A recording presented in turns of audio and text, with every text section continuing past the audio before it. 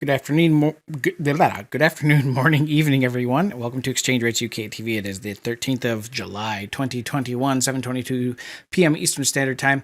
Want to take a look at Bitcoin and call your attention first to the weekly chart for Bitcoin because there is something going on here that I haven't really gone over much. I've been waiting for it to kind of get to where it's at to see what happens first. But look at where the lagging span is at.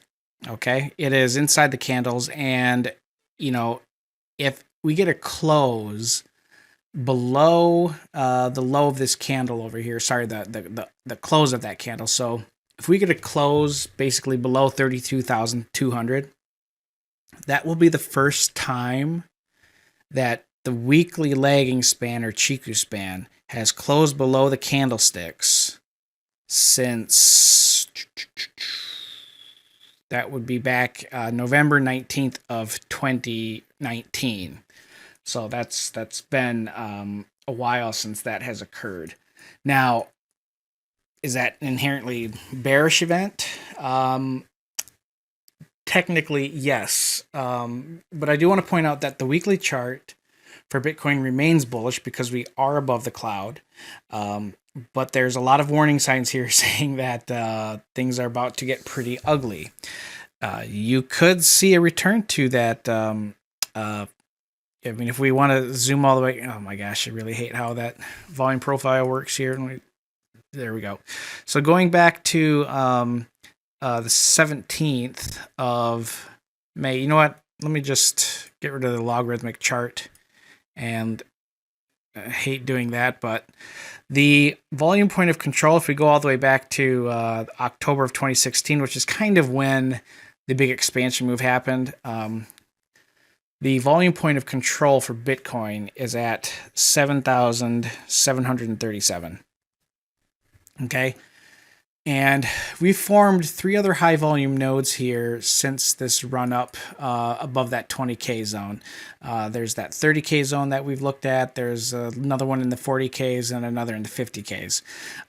But right now, that volume point of control, if you want to go back to just January of 2018, it is in that $7,000 to $8,000 range. And it could get there. I don't know how likely that is. I would anticipate us coming down to fill in this gap that exists in the volume profile between, let me go back to a logarithmic chart.